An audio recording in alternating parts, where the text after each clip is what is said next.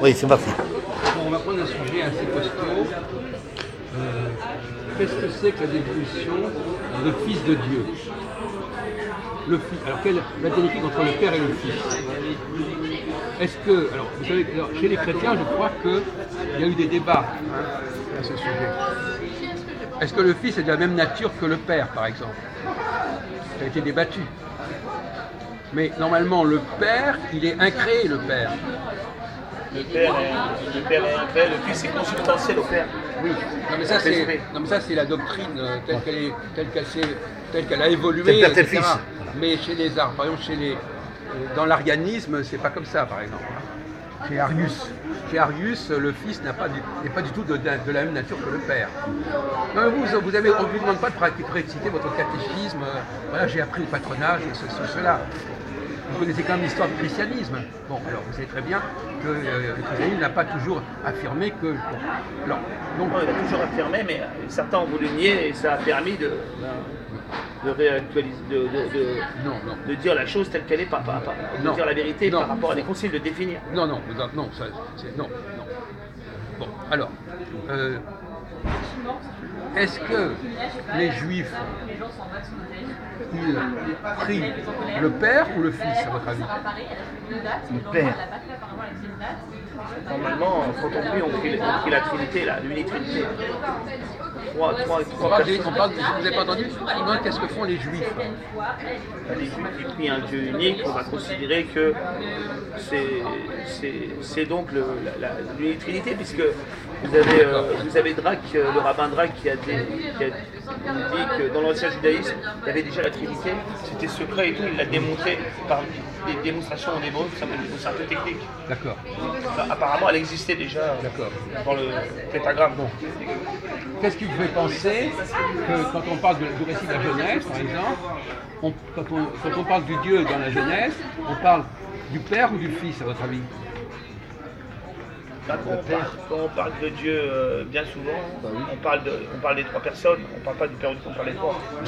Les trois sont contenus, c'est dans l'unité, et quelquefois on exprime l'action des personnes, surtout dans le Nouveau Testament, ça, où là c'est le Père qui agit, là c'est le Fils. Bon. Et là c'est l'Esprit. Vous imaginez bien qu'on ne va pas rester là.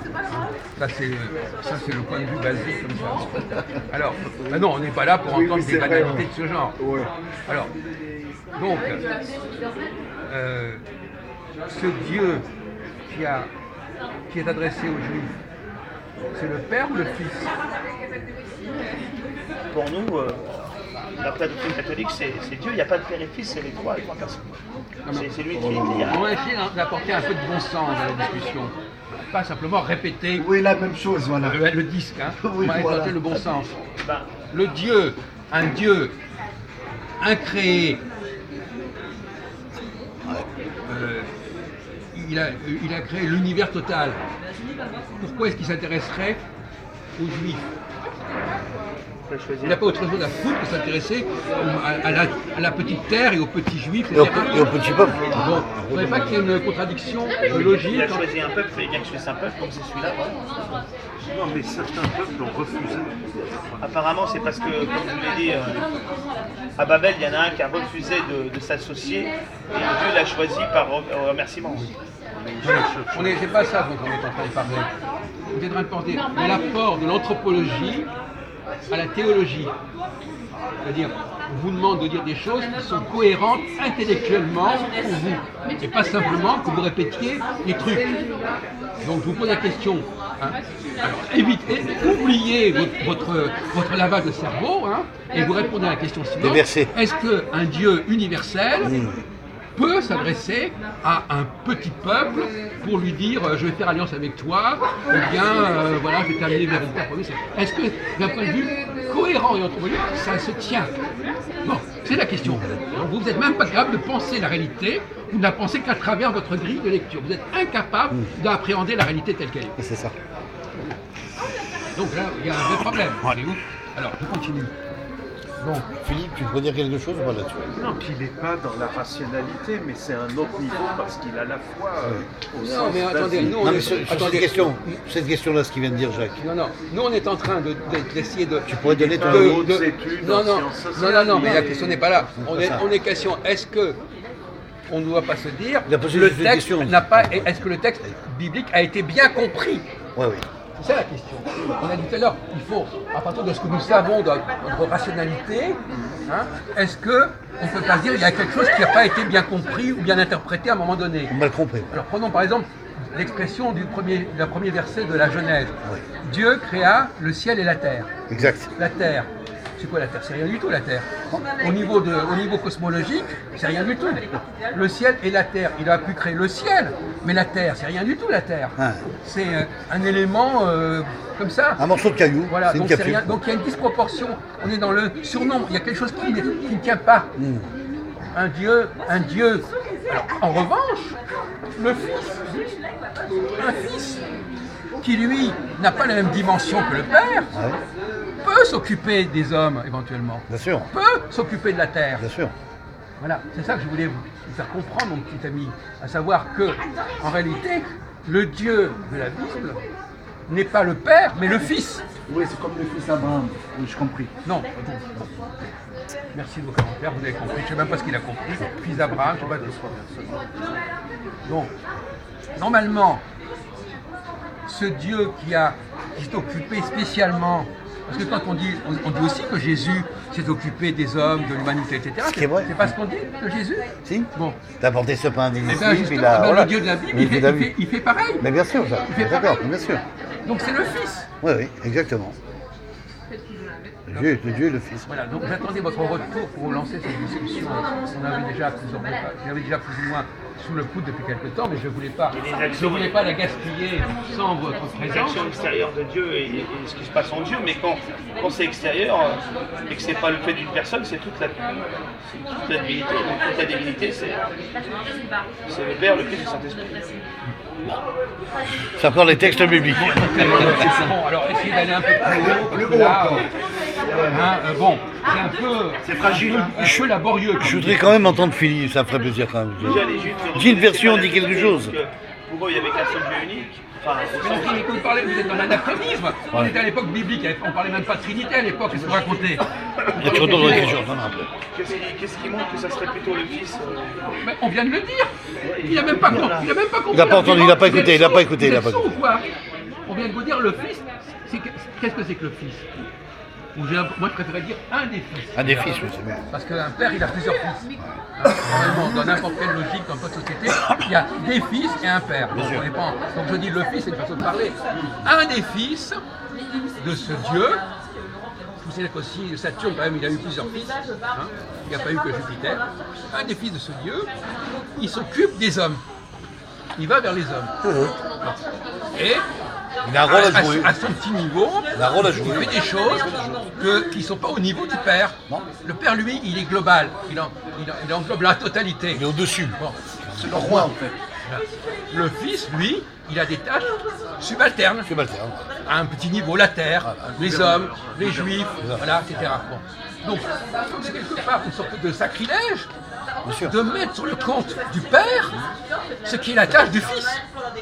Parce que je réduis le père. Ouais, carrément. Je le limite, je l'abaisse le père. Bien sûr, ça c'est vrai. Je l'abaisse puisque je lui dis, ben oui, c'est lui qui s'est occupé je sais pas quoi, de balayer, voilà, non, c'est n'importe quoi. Alors que le père c'est le créateur. Donc ayez un respect, ayez le respect. Fondateur, créateur, oui, ne voilà. mettez pas le père à toutes les sauces. Je dis, excusez-moi, je ne dis pas ça pour les chrétiens, je dis ça aussi pour les juifs. Bien sûr. Parce que quand vous interrogez les juifs, eux, alors, qu'est-ce qu'ils disent sur cette question, hein?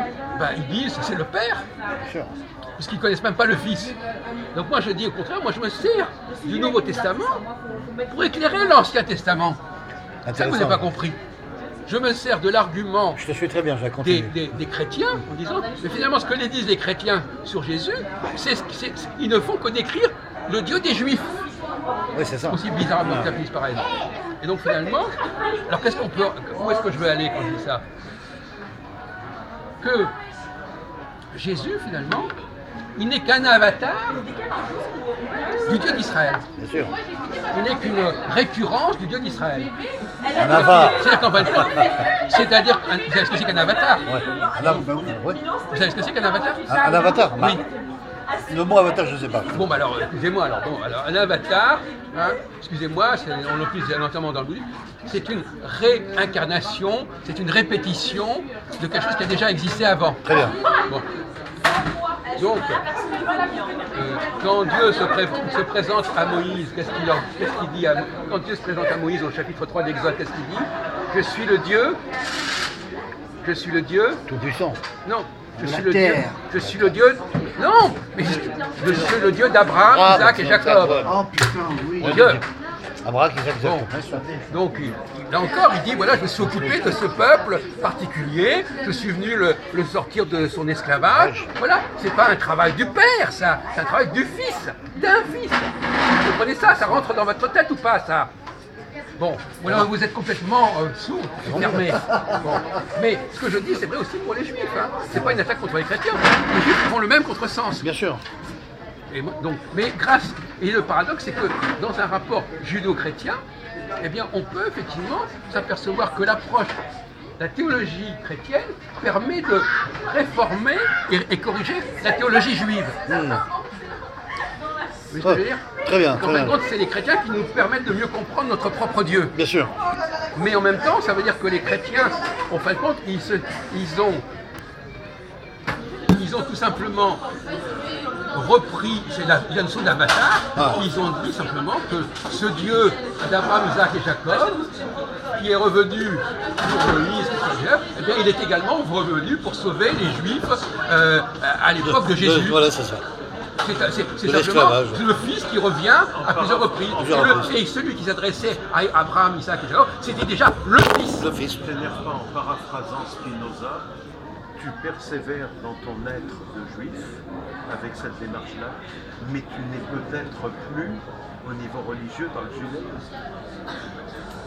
Mais justement, c'est pour ça que je dis que ce n'est pas une attaque contre les chrétiens, c'est une attaque contre la théologie judéo-chrétienne. Les juifs sont dans le même erreur. Oui, mais lui, il a pensé ça. Comment? L'attaque contre les chrétiens. Non, ça, il te dit que c'est plus ample, c'est plus général. C'est toute la théologie judéo-chrétienne qui est en cause, en fait. Oui, mais lui, il pense ça. La correction, la réparation. Et les musulmans dans tout ça. Alors, les musulmans, c'est c'est la même chose. Abraham. Alors les musulmans, ils nient le Fils. Ouais, c'est le fils. carrément. C'est vrai. Voilà, donc c'est pas. C'est pareil, hein. Et ils disent que Jésus, il a existé, mais que c'est pas un Dieu. C'est un prophète. Mais en même temps, on peut dire aussi que le Fils. Ils disent que c'est le Verbe de Dieu aussi, mais que le Verbe n'est pas égal du Père. Ils reprennent, Oui. ils sont très proches de certaines hérésies chrétiennes, oui. mais c'est différent. Ariel. Ils reconnaissent le Verbe là, Oui. et qu'il soit incarné, mais qu'il n'est pas mort. D'accord. continue, Mais là, peu c'est bon. importe, peu importe. Oui, mais là, on s'en fout. Attendez, non mais la question, la question simplement, c'est que le Père n'a pas à s'occuper des affaires des hommes et de la terre. Voilà. Il peut déléguer son fils, alors que son fils soit relié, pas relié au Père. Enfin, vous apercevez bien que c'est pas tout à fait important à la limite. La nature même du Fils de Dieu, Oui, on ne va pas en il faut discuter, pas le de savoir fils rabaisser son exactement. père. Mais le concept de fils, il faut le respecter. Voilà, il ne faut pas le rabaisser. Et alors justement, vous essayez de nous tromper quelque part dans ce que j'appelais tout à l'heure le passage de la théorie, de l'observation à l'explication. Alors on va pas se laisser piéger en disant on va essayer d'expliquer exactement ce qu'est le Fils. Vous voyez ? Parce que là, on va nous piéger, on va dire ah oui, alors expliquez-nous exactement ce qu'est le Fils, et puis on va nous dire ah mais non, vous n'avez pas le droit de dire ça. Donc on va dire simplement le Fils, on va vous laisser avec votre Trinité, etc. Parce que ça ne change rien au problème. Que le Fils soit dans la Trinité, hors de la Trinité, etc., ça ne change rien au problème. Et de toute façon, le Fils, par définition, si je dis qu'il est Fils de Dieu, il fait partie de la Trinité, donc il n'y a pas de débat. Bien sûr. Il n'y a pas de débat. Bien sûr. Donc on est d'accord, tous d'accord. Donc vous êtes d'accord que la nouvelle théologie judéo-chrétienne, c'est celle que je viens de définir maintenant. Ça, je prends Tu as note, tout à fait j'entends raison, ce que Jacques, vous je suis dites, d'accord avec mais toi. là, que je sois d'accord, c'est un autre problème là. Là, Mais, je prends non, mais attendez, connaissance. mais si vous n'êtes pas d'accord, c'est votre problème. Ça veut dire que vous n'êtes pas capable de comprendre des arguments Donc rationnels. Là, vous avez fait très fort. Ah, vous êtes d'accord? faudra qu'on étudie tout ça plus, sur plus Oui, de temps. non, mais vous êtes d'accord que c'est quand même intéressant comme argument, monsieur. Ah, c'est sûr Oui, qu'il oui. n'y a pas beaucoup qui font ce genre de réflexion. C'est sûr, il n'y en a pas beaucoup. Bon, mais là, c'est quand même. C'est un peu l'aboutissement. Ben, c'est important, c'est important, non, Jacques, ce que tu viens de c'est un citer. peu l'aboutissement C'est important, c'est important. de nos discussions depuis 18 mois sur Voilà, la théologie. la théologie. Le fruit de nos discussions, on arrive à cela. Et effectivement, je dois reconnaître que je n'étais pas arrivé immédiatement. Je n'étais pas arrivé immédiatement à cette conclusion. Non, c'est clair. Donc il y a un travail qui se fait et qui, tout d'un coup, on se dit, mais bien sûr, comment n'y ai-je pas pensé plus tôt? Moi-même, j'ai fait mon autocritique. Pourquoi je n'y ai pas pensé plus tôt, etc. Pourquoi j'ai laissé en dire des trucs comme ça? Bon, etc. Alors, on va avancer un petit peu, il ne nous reste plus que 10 minutes de toute façon. On va continuer le débat.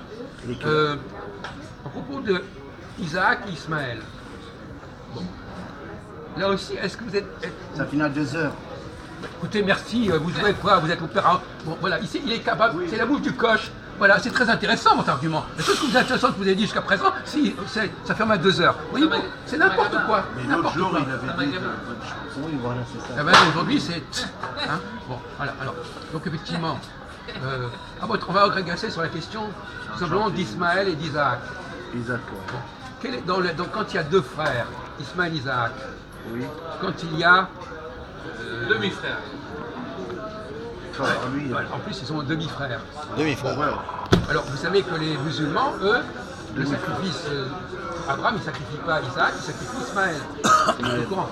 C'est ce qu'a donné le Eid el-Kibir. Et des petits biens, voilà exactement, c'est ça. Alors, comment vous expliquez cette espèce de bizarrerie? De même que, par exemple, L'Aïd, ouais. il y a les deux frères, Jacob et Ésaü. Il y a même Caïn et Abel. À votre avis, pourquoi est-ce qu'on parle constamment de deux frères dans la Genèse? Il y a le frère aîné qui perd ses droits par rapport au frère cadet. Alors pourquoi Et d'où ça vient? Quel est l'événement historique dans l'histoire du peuple hébreu qui expliquerait cette problématique de celui qui perd son droit d'aînesse par rapport au cadet ou à celui qui était inférieur? On en a déjà parlé de ça. Mais peut-être que ça préfigure la perte de l'élection du peuple juif par rapport aux chrétiens. Parce que là aussi, entre les deux, il y a une perte. Évidemment, ça va de soi que c'est ça l'enjeu. L'enjeu, effectivement. C'est évident que c'est effectivement la revendication. Alors la question, c'est de savoir si la Bible a été trafiquée par rapport à ces enjeux, ou est-ce que ces enjeux étaient déjà préfigurés dans la Bible. Ben moi, je dirais que C'est la une Bible a question de été critique trafiquée. biblique. Pardon Pour moi, la Bible a été trafiquée. Voilà.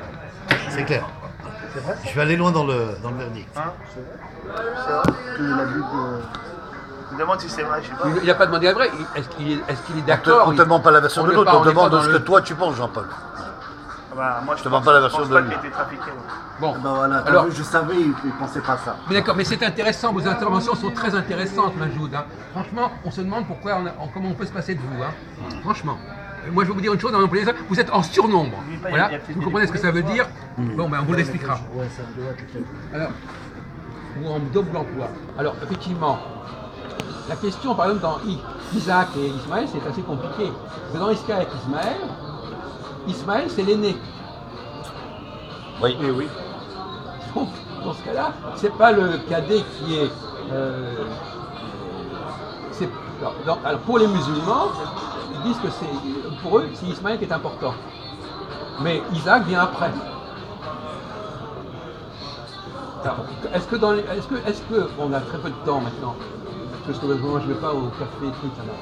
Donc la question c'est est-ce que dans la Bible on nous parle des Juifs, on nous parle parce qu'on dit que Ésaü par exemple c'est l'ancêtre des Occidentaux ou des Romains, Ismaël c'est l'ancêtre des musulmans. Est-ce que tout ça vous paraît sérieux?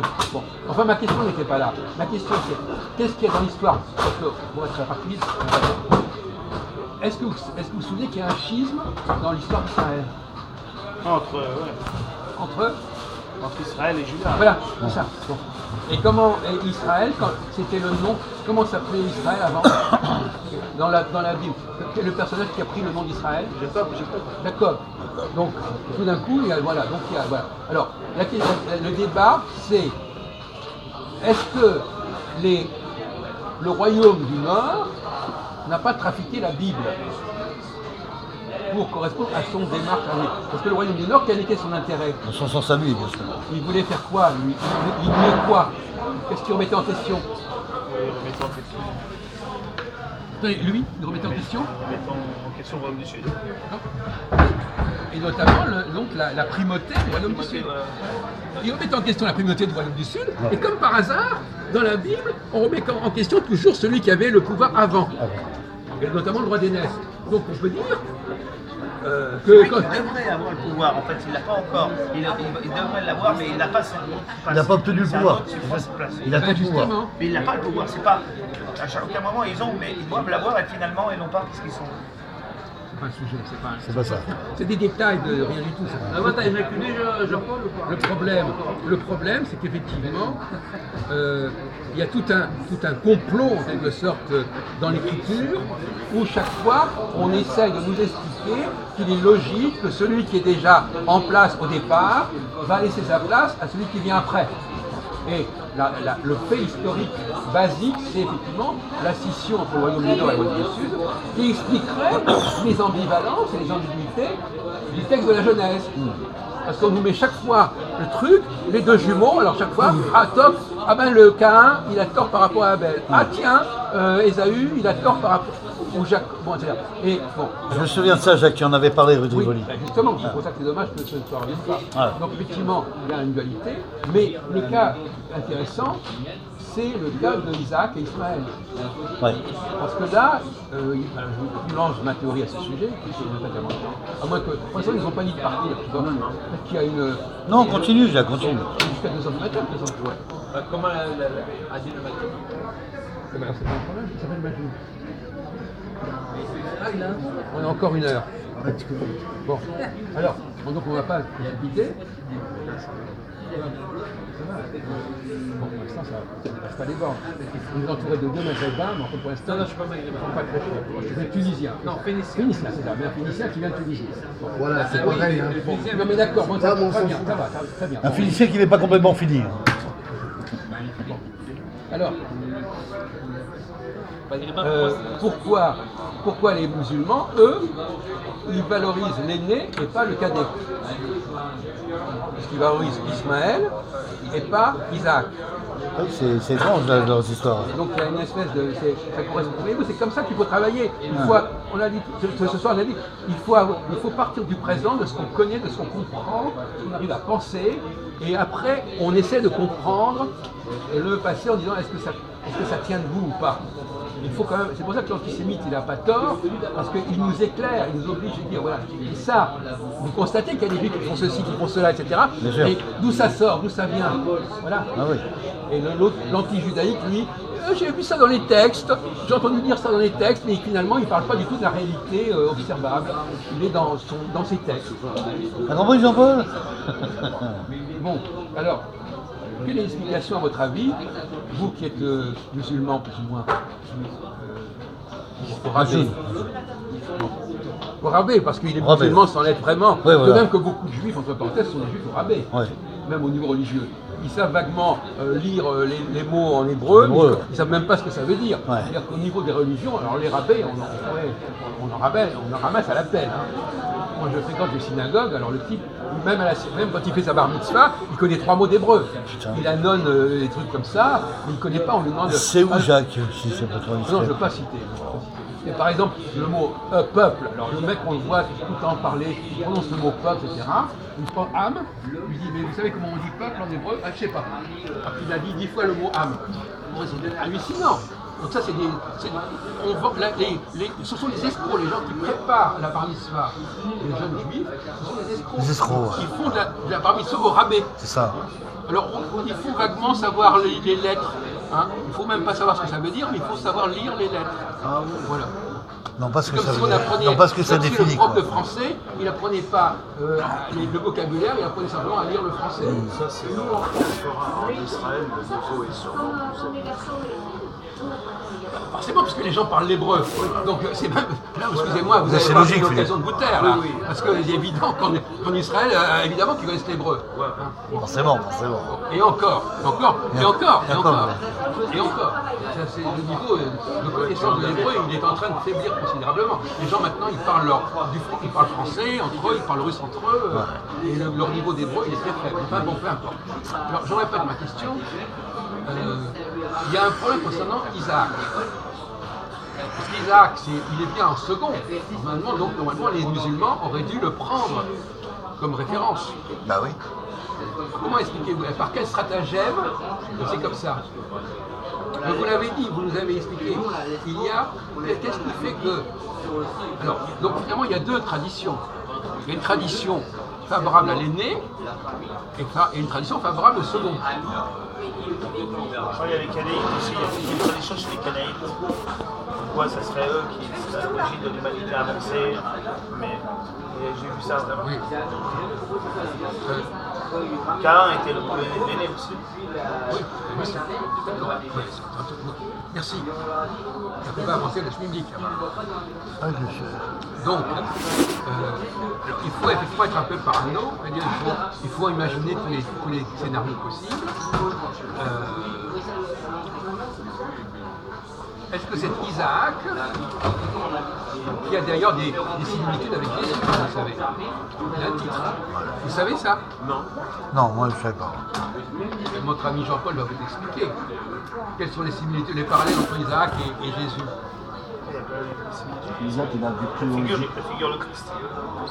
Le sacrifice d'Isaac, la naissance miraculeuse d'Isaac, annoncée. Non mais elle est annoncée en plus.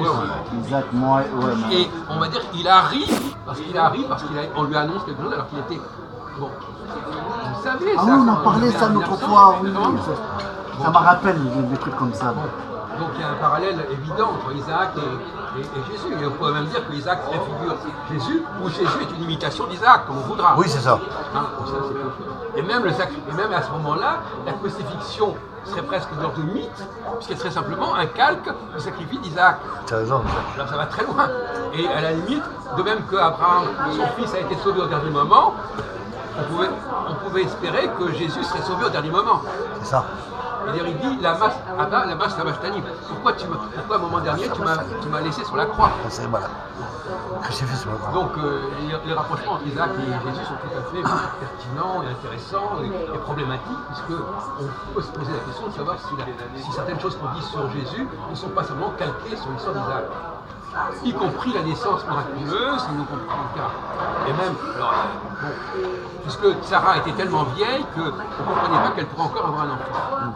Mais en même temps, cette naissance d'Isaac, elle est troublante, puisque c'est le second fils. Et pourquoi les Arabes, je reviens à ma question, je fais appel à vos connaissances, mais le légitime. Voilà, c'est comme ça. Ils sont tous les deux légitimes. Je vous signale quand même, mon cher ami, est-ce que vous savez que parmi les fils de Jacob, il y en a qui sont les fils des esclaves?